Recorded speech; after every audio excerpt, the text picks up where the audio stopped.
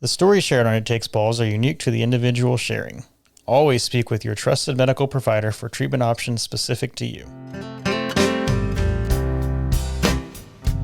Welcome back to It Takes Balls, presented by Testicular Cancer Awareness Foundation. Today I'm joined by Justin Courtright. He's from Tennessee, and he's the only 10 I see right now on this interview. Justin, thank you so much for being here. Yeah, thanks for having me. I really appreciate it. That joke might have bombed, I don't know, but I thought it was funny when I was preparing. It's obviously not original. But yeah, let's start with who is Justin Courtright? What do you do?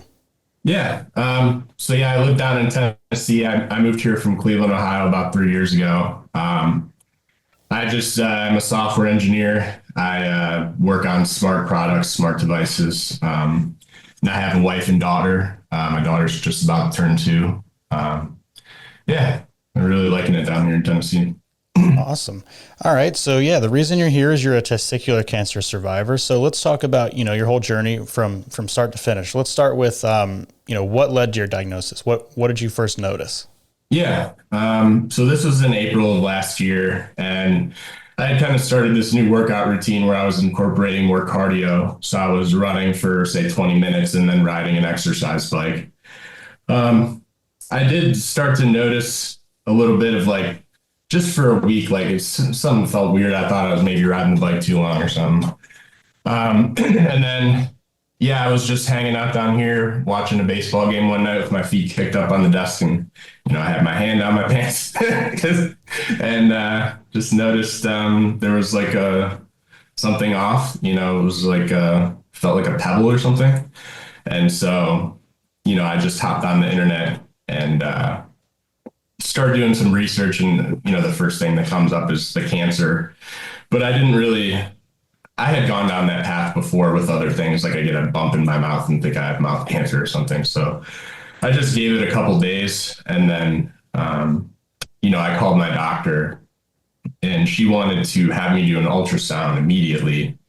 And so I got the quote for the ultrasound, and it was like $1,000, and I was just like, can I just come in for an appointment and you can just let me know what you think? Mm-hmm. And yeah, so we did that. As soon as she felt it, she was like, yeah, you definitely need the ultrasound.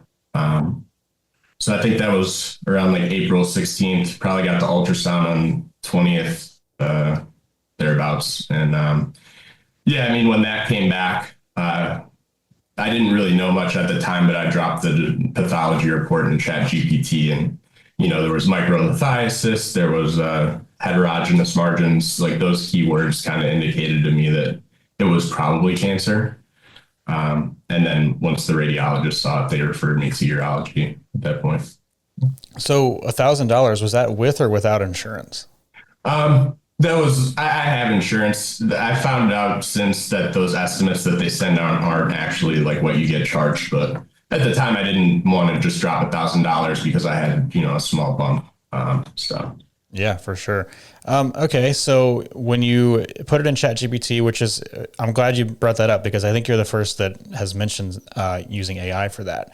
How reliable was the information that it gave to you in comparison to what the doctor later presented? Yeah, I think AI in certain realms is not very accurate, but I found, because I've used it throughout the whole process, when it comes to medical stuff, I found it to be incredibly accurate and reliable and insightful too on things that are there that other people don't bother to explain.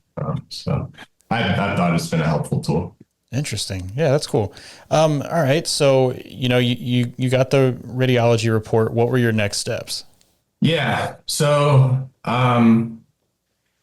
the next step after that was to schedule an appointment with Vanderbilt Urology. I was referred to Dr. Joyce, who's a real nice guy. But I was kind of in a little busy season of life. I had gotten an offer to go out to San Francisco and do a presentation at an AWS conference, and I wanted to go because I'd never been to San Francisco. So I went out to San Francisco for about a week, and then I went to Florida on a family vacation for about another week.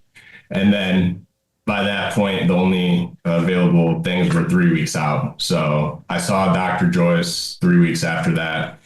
he told me that I just needed to have an orchiectomy. And then they scheduled it for the following Thursday. So between the time that I found the bump and when I actually got it removed was probably in 6-7 week time frame.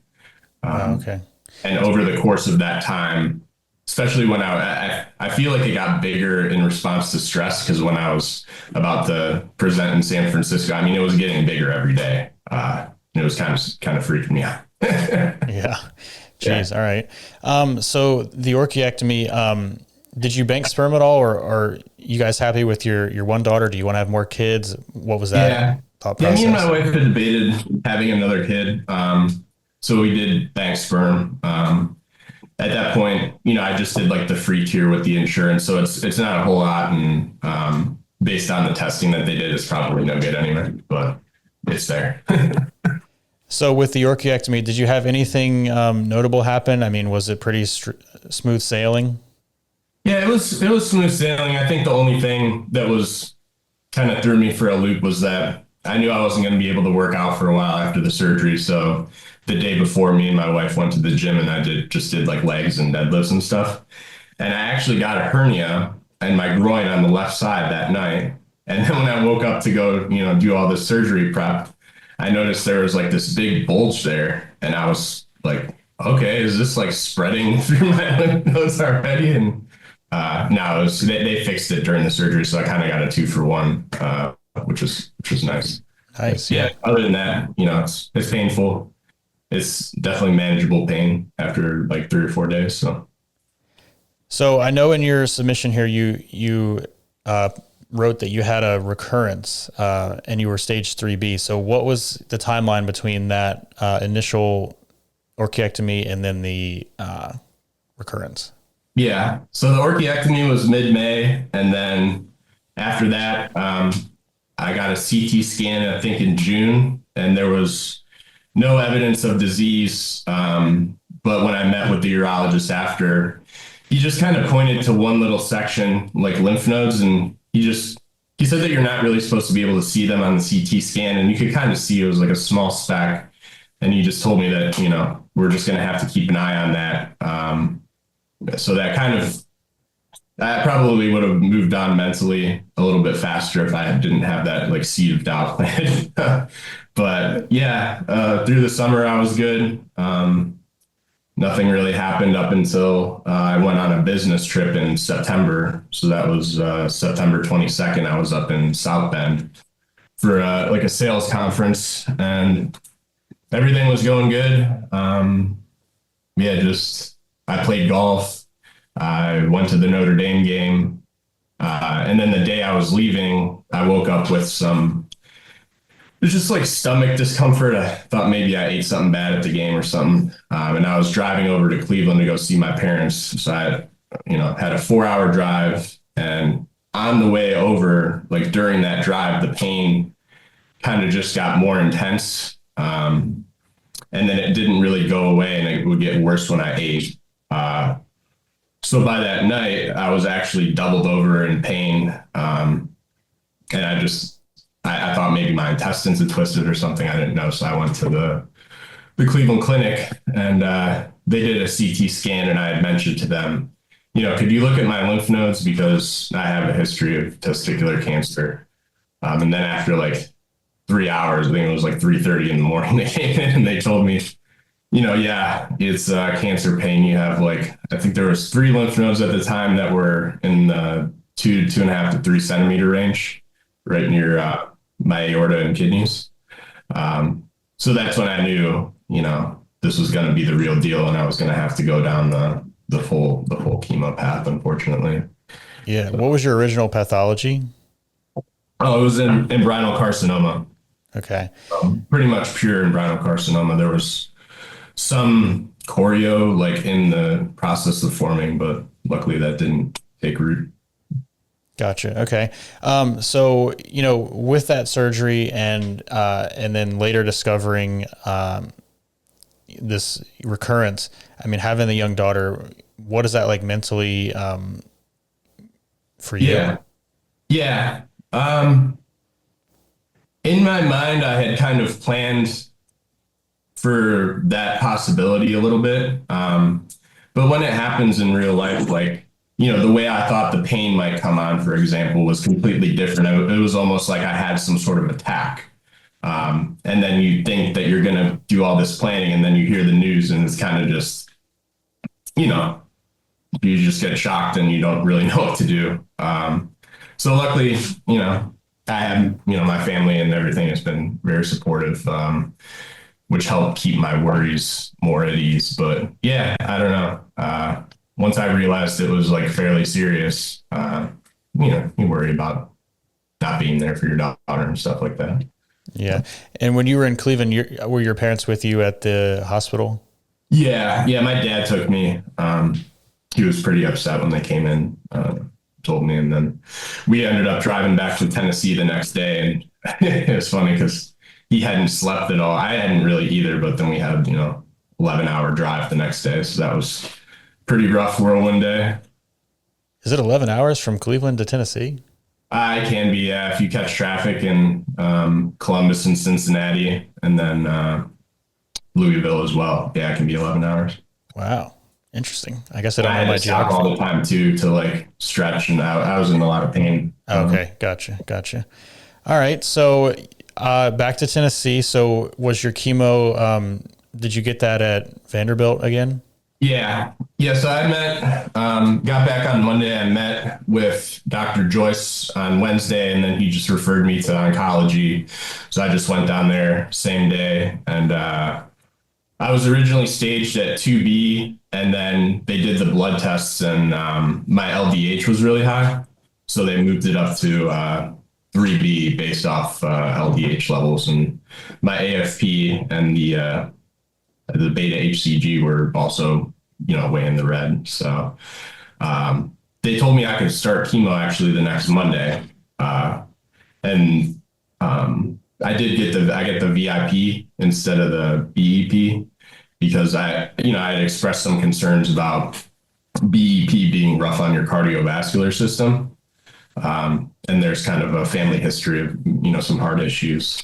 So I wanted to be more careful, but that was inpatient. So I had to be in for weeks at a time.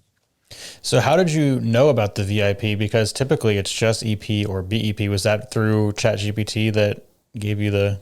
No, I had, I talked to the oncologist, and he's the one that recommended that. And then I just did research on it, and I found out, I think Lance Armstrong did VIP as well.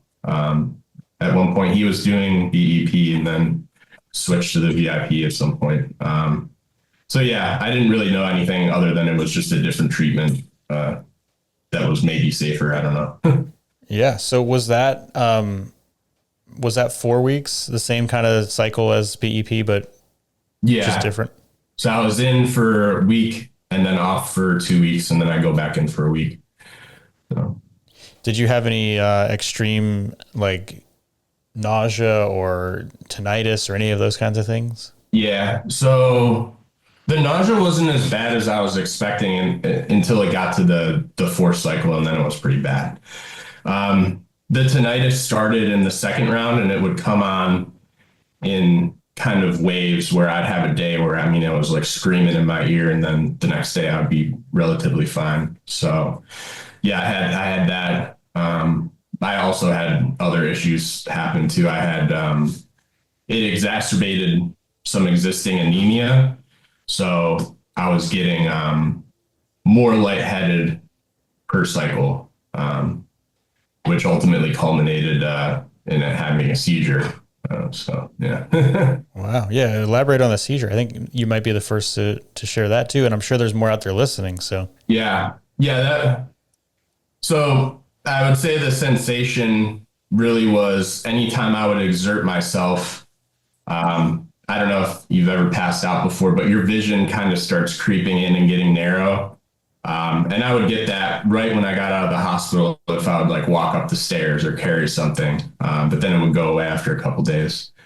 The third cycle, it got really bad. Like as soon as I got out of the hospital, we got in the car and we're driving on the highway, and I was having some anxiety because the traffic in Nashville, I mean, people drive like maniacs around here. And someone passed us going really fast. And then all of a sudden, my vision went blank. And I started kind of freaking out. And I told my wife, like, hey, can you call the nurse hotline? Like, I can't see right now. And she called them. My vision started coming back, but that was the first indication that there was a kind of something off. And then my fourth cycle, the day I got done, they walked me down the hall to do the ringing the bell, and like everybody came out and was like clapping, and it was just, you know, an emotional response that I had to that I think just triggered me into full blackout. After I rang the bell, I walked around the corner, sat down, vision went blank, and then I was in some sort of dream place where it was very bizarre. I mean, I was seeing colors and shapes and everything. And then I realized that I didn't know how I got there.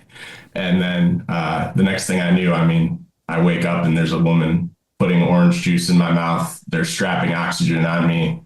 They have like a gurney. There's someone with the shock things. I mean, yeah. And I guess that was traumatic for my wife and my mom and my daughter probably too, because they saw that. And from the external view, I was having a seizure. I was shaking. I bit my tongue. Yeah. And that was just chalked up to anemia. Wow. I don't know, really never got more of an explanation than that. So Interesting. I had to stay another night after that, obviously. Yeah. Wow. Did they shock you, or you woke up before when they were rubbing the things they together? didn't shock me. Yeah. Wow. That's crazy. I'm not jealous of you. Yeah. So, you know, throughout the chemo, what was your support system like? Did your parents come down and stay from Tennessee the whole time? Did they alternate, or how did that work? Yeah. Yeah. So my mom actually, she lives in Florida. She would fly up every cycle and then stay for the week of the cycle. So, you know, she could watch my daughter while my wife would come visit me. And then she would stay sometimes a week after. She stayed for like 3 weeks one time. So yeah, thank you to my mom for being there and, you know, everything she did for me. You know, I had my dad come down as well and see me in between chemo. Yeah, I had a lot of support. I mean, my wife, obviously, I had a lot of friends come I had a friend come from work and stay with me during chemo for 1 week. I had people come and visit me all the time, bring me things. So yeah, had people to talk to on the phone. And yeah, what was, go ahead. I'm sorry, I cut you off. No, I felt supported, you know, throughout the whole thing, and I'm very grateful for that. Awesome. So being a cloud engineer, were you able to continue working? Yeah. I mean, not in the hospital, were you, or? No. So what I did was, I got sick time for the first week of chemo, and then I got on short-term disability, right? So I would get paid out, you know, 50% of my income while I was in the hospital. And then generally I would be able to return to work on Monday. But sometimes I question the wisdom of actually doing that, because the VIP treatment, the I stands for ifosfamide, and that it messes with your head and it makes you feel really dumb. So I wasn't fully capable when I was working during that period, unfortunately. Yeah. So luckily I had, you know, other people to help me pick up the slack, but it was really hard to work after chemo, honestly. I'm sure. Hopefully they gave you some grace and understood. Yeah. Yeah, definitely. So did you lose your hair? Yeah. Lost all my hair about a week and a half after the first cycle. Started falling out in clumps, and I just shaved it. And then eventually everything went away. My eyebrows, facial hair, body hair, everything went. Yeah. I thought it was nice not to have to shave for a little while. Yeah. Yeah. So, I mean, your daughter being 2, was she old enough to recognize that something about you was changing, or she didn't really know? No, because yeah, basically when I first got cancer was right around her first birthday. So I think if something were to happen to me now, maybe she'd more understand. But she was kind of still between 1 and 2, and I don't think she had any concept of anything other than I wasn't there for a week or something. So. Gotcha. Okay, that's good. All right, and then also in your submission here, you noted that you were actually in chemo when you filled out this form, but that the RPL&D was possibly in your future. So did that ever come about? Yeah, yeah, and the reason why I had reached out to you is because during my second round of chemo, just started doing some research into RPL&D, kind of like planning what that would look like if I did have to do it. And I saw your Dr. Carey episode where he came on. And when I saw him talking about it, I was like, well, I think if I do have to get the surgery, I'd want him to be the one to do it. So, after I finished, there was still I think there was 5 lymph nodes that were at like 11 to 14 millimeters, so over a centimeter. And then, I just went up to Indianapolis and had Dr. Carey do the surgery there. What was your experience like? It was great. Dr. Carey's like a really smart guy, confident. He got me in really quickly as soon as it was determined that I needed the surgery. I think it was like 2 or 3 weeks later that they got me in. So I had a really good experience, and all the nurses and everything there. Yeah, speaking of 10IC, we always tell him every time I see him that he looks like he belongs on the cover of GQ. He's freaking one stylish doctor. Yeah.